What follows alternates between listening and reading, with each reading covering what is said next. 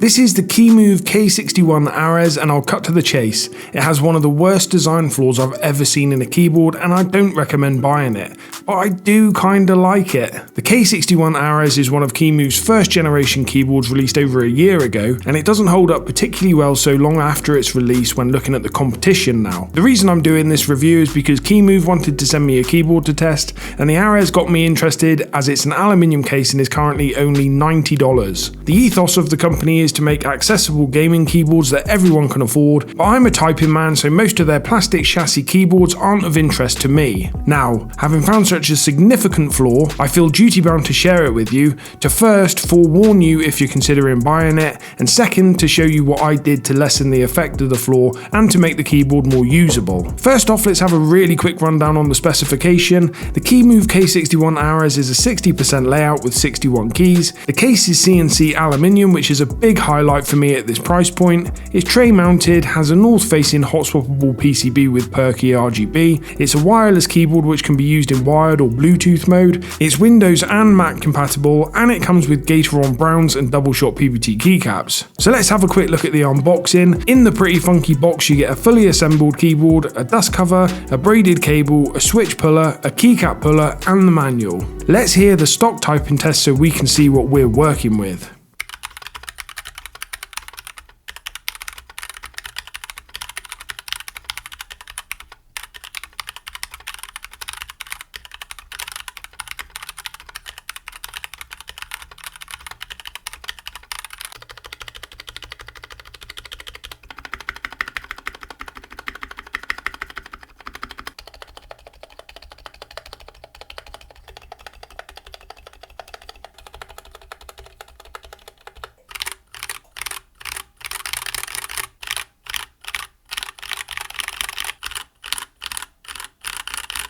While that wasn't the most amazing stock typing test, it actually got me pretty jazzed about the mod. I could hear and feel the cheapness of the keyboard build in my typing test, but I could also hear and feel that solid aluminium case beneath the cheap switches and keycaps. A set of unlubed Gateron Browns will trash the sound and feel of any keyboard, so I know a switch change will make a massive difference. The stabilizers have hardly any rattle stock, so I'm confident these will be fine after balancing and a decent lube job. The keycaps looked and felt low quality, so as soon as I'd done the stock typing test, I got on Amazon and picked up a set of XDA profile EpoMaker Iceberg keycaps, which were very inexpensive. Then, before I decide what else needs doing, we need to get it apart and see what dampening we have stock. So it's off with the keycaps and out with the switches, neither of which will be going back on. While removing the tray mount screws, I realised that the top left screw was missing. I wanted to quickly check this by installing one of the other plate screws in the top left mount, but the head of the screw just landed on the plate and didn't contact the mount underneath. This is not good.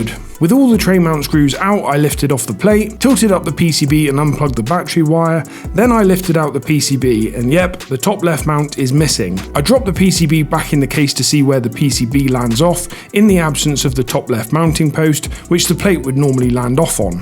Unfortunately, the answer is that there is no landing point to at least bottom out the PCB at the same level as the rest of the PCB, so the top left quadrant of the plate and PCB is neither fastened down or landing on anything, so it is in fact floating. So let's run through this issue real quick. A tray mount keyboard has mounting posts in the bottom of the case which the plate lands off on.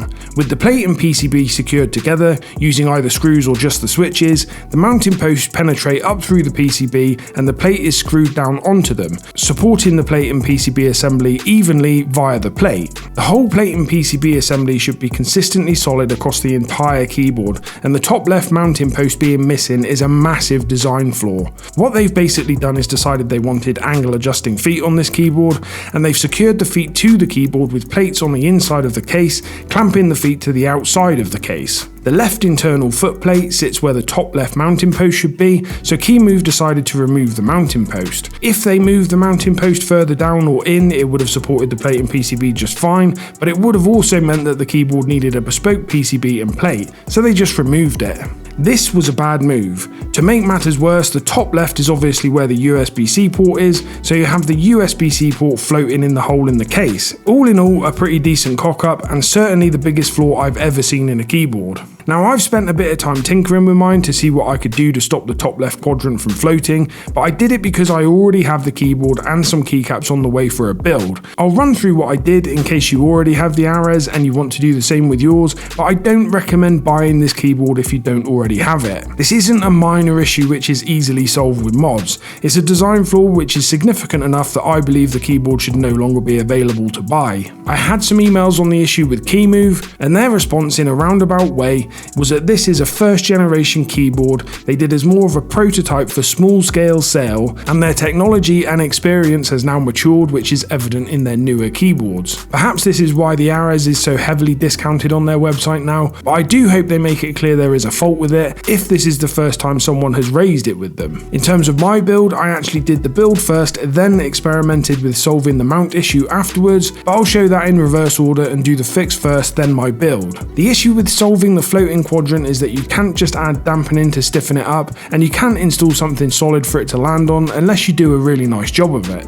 With dampening, not adding enough means the plate is still floating, just the right amount will be easy to compress and will still mean the plate is floating, and overpacking it to stiffen it up pushes the plate up with there being no way to fasten it down. If you try securing something solid in the case for the PCB to land on with no way of screwing it down, you'll probably just create rattle between the PCB and the mount that you install. I decided the best way to go was to make the floating quadrant land off on something with give like rubber or dampening, then to O-ring mod the rest of the keyboard to try and create some give across the rest of the keyboard to even things out. The best I could do with the amount of time and effort I was willing to put in was to identify where the mounting post should be and pack out this location using masking tape and double-sided sticky foam. I packed it to lift the plate and PCB assembly around 0.5 millimeter above where it should be, with the last packing piece being double-sided sticky foam to stick the PCB down. With this corner raised slightly but supported underneath, I could O-ring mount the rest of the keyboard, which raised the rest of the plate and PCB assembly up. Then I leveled it all out with the screws while I was fastening down the plate and PCB assembly, which obviously compresses the O-rings. With this fix, the floating quadrant is still softer than the rest of the keyboard, but now the rest of the keyboard is at least a little less firm as it's riding on O-rings, so it balances it out somewhat. With that covered, let's check out the build and the mods I did. First, I balanced and lubed the stabilizers. I did my usual lube job, which is Krytox 205 grade 0 on the stems and in the housings,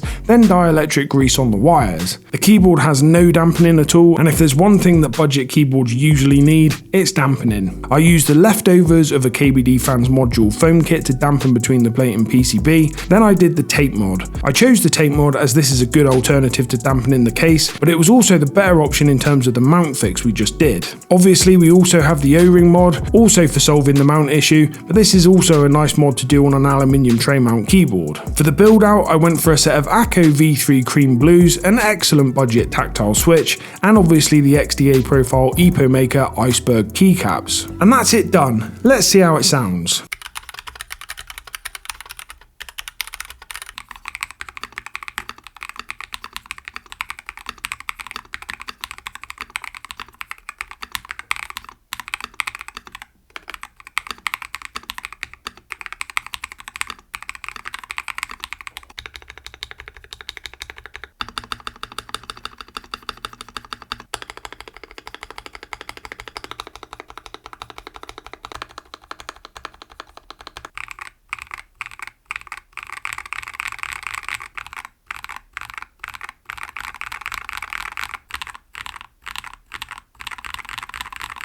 All things considered, that was actually a really nice typing test for a kind of a budget aluminium keyboard. I'm actually quite fond of this keyboard and I'm genuinely gutted at the missing mount. This build and the fix has actually made this a nice typing keyboard. I actually keep this on my desk for use with my iPad as it has the Bluetooth and is so easily tucked away. While it ended up sounding and feeling really nice, and while I really like the keyboard as it happens, I'm not going to go into any more detail on the features such as the wireless and RGB, as I just don't believe anyone should go out and buy this keyboard. The missing mount is just too big of a flaw, and not only leaves you with the floating corner, which is no good in terms of the feel, but it also leaves you with a pretty decent chance of damaging the USB-C port with it floating in the case like this. I'm gutted about this one, as I went from having low expectations with it being such a cheap keyboard, to being pretty excited about the quality of the case, to being gutted that there was a flaw. Hopefully the newer Kemove keyboards won't have these sort of rookie design flaws, and I hope they release another aluminium keyboard, as this one could have really generated cult classic status if it was executed better but kept cheap. That's all for this one, I'll catch you in the next one.